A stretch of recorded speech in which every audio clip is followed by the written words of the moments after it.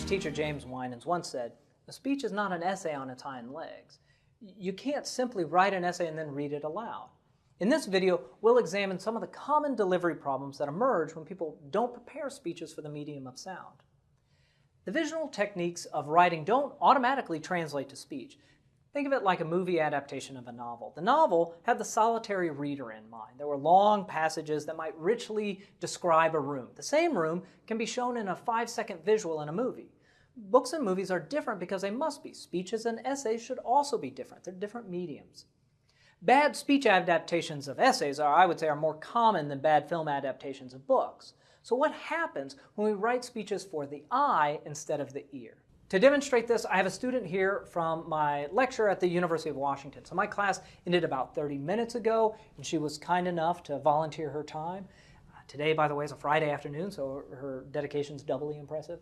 And she's going to read a manuscript that I wrote about choosing the University of Washington. And this is just to have a manuscript for her to read. She's never seen it before, so basically she's going to try to make bad writing sound like good speaking. Hi, I'm Nirali. When looking into colleges, I, like most students, was concerned with picking the college that was good fit for me as a student and a college that would allow me to learn the most for a post-college career.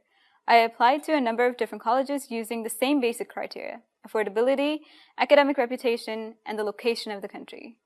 I ended up choosing the University of Washington because of its solid academic reputation, which was recently reflected in a number of national surveys. The fact that it was in Seattle didn't hurt. I'm happy with my choice. I look forward to a challenging and rewarding period as a full-time student and a scholar. Thank you. That's not terrible, but it's not as good as she normally is. And I should point out, Nirali's a great speaker. But even good speakers are doomed when struggling with bad writing. So why is this? Well, let's take a look at the script. So if you look at the text here, you can see that there's so many visual signifiers that help the reader gaze visually upon the writer's intent.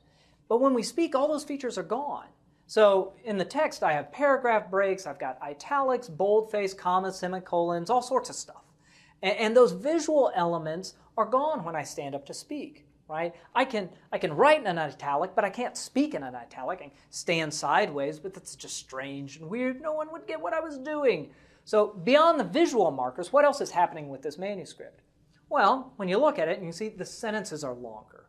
So we've all been taught to write in proper sentences, but when we speak, we don't speak in sentences like that. So a reader can understand a really long sentence, but it's much harder for a listener to understand a long sentence. In terms of vocabulary, odds are we're going to hear more hedging devices and more intensifiers in conversational speech. So hedging devices are things like sort of, kind of, and intensifiers are things like very and really and so forth. These words aren't junk. They provide important cues to listeners, but they're edited out of most essays. Pitch variation is essential to good speaking, but odds are that if you're reading a manuscript, it's probably going to be more monotone, or at the very least, the pitch variation isn't going to be as natural. And this is because it just doesn't work that way, and we can hear it in Nirali's speech. Being able to read or memorize a script like this and perform it naturally is acting. That's what acting is. Okay? Actors take established words and make them sound natural. And that's why we're talking about this now. Ignoring the differences between speaking and writing is like handing an actor a bad script. Even the best artist is going to struggle to make it sound good. So as speakers, we need to write for the ear, not the eye. And this requires an understanding of the medium of speech and the mechanisms of language. How do we write for the ear? Well, it starts with understanding how we process language as a listener. In many ways, what we think about as good delivery is actually speech that's easy to decode. So in this lecture, we're going to talk about how we generate and understand language. So let's begin with a primer on language production.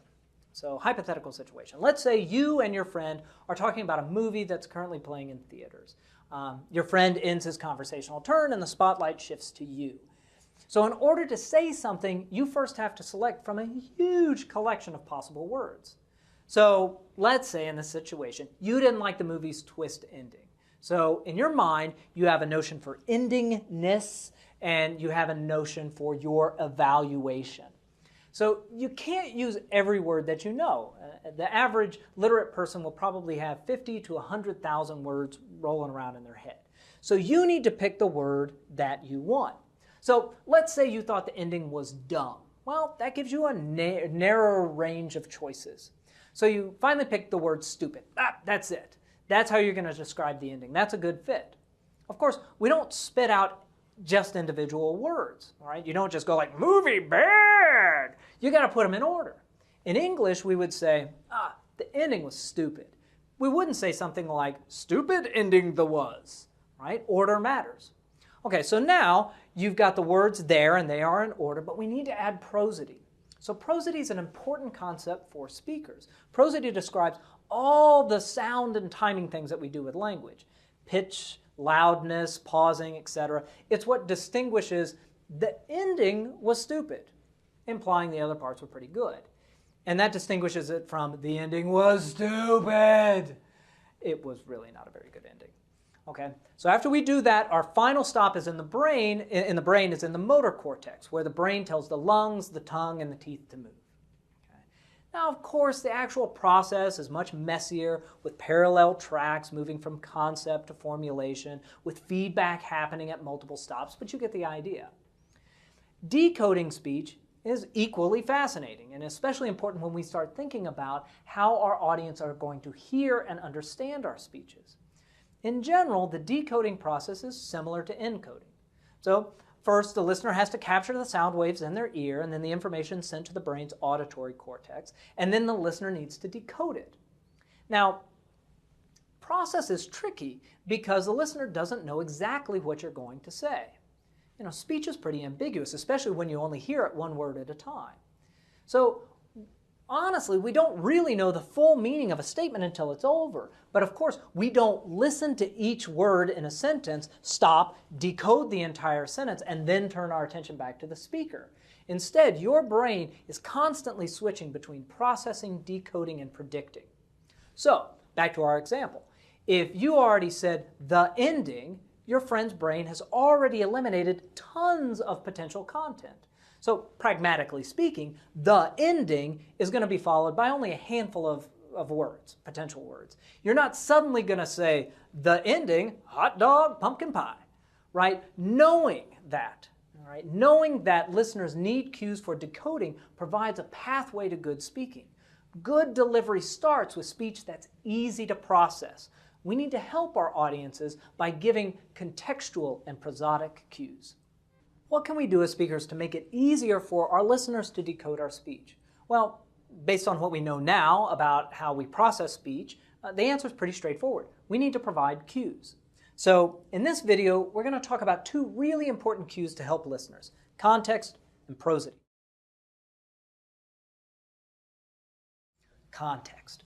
Why does context matter so much? Well, as we've seen, your brain as a listener is trying to narrow down all the possible range of words and meanings to make it easier and faster to process new content.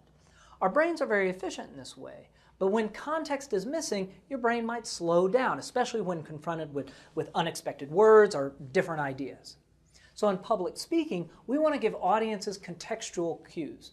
What am I talking about? Why am I talking about it? And what am I going to be talking about next? Previewing your key points, providing transition and reviews, all these things are important to speaking. They repeatedly reinforce the context. In writing, if you're confused, you can always just flip back a few pages. But that's not an option when you're listening to a speaker live. Prosody. The sound of language provides essential cues to interpretation. Prosody makes up the various characteristics of speech, so stuff like pitch and rate, pauses, stress, and so forth. These prosodic features provide an ongoing stream of hints to a listener about how to efficiently process the language. So, for example, we don't just hear a string of words. As a listener, we break them up into functional units. So this is different than that. When ideas and phrases are hard to distinguish from one another, the speaking is more challenging to listen to. So take a look at this waveform. You can see where pitch and pauses are occurring. Okay, look at the pitch and pauses in this phrase. I didn't like the movie's ending, but what did you think? Right? There's lots of peaks and valleys. They break up the language. There's changing intonation signaling a question. Now look at what monotone looks like. I didn't like the movie's ending, but what do you think? Okay, not a lot of variation. Okay, sort of really emphasizing it there. But people think of monotone speakers as boring. Well, such talk is more than just boring. It's harder to process. Monotone speech is harder to process. Now, we're talking about milliseconds here, but listening to a monotone speaker requires you to work harder to figure out their meaning. Speaking too fast, listener is getting cognitive overload trying to process everything that you're saying. Plus, the prosodic cues probably aren't as strong. Long, convoluted sentence, well, the listener is trying to sort out exactly what you mean, but they gotta wait a long time until you reach that really relevant word. Most of what we call good delivery is really just delivery that's easy for the audience to process. Now, there's certainly other things that goes into good delivery, but there's a reason why monotone sounds bad. There's a reason why too many pauses or pauses in the wrong place sound bad, and it's not purely an artistic reason. As speakers, we operate in the medium of sound. We should strive to speak in a way that's easy and pleasant for the audience to understand. Providing contextual and prosodic cues sounds good because it's what listeners of language need.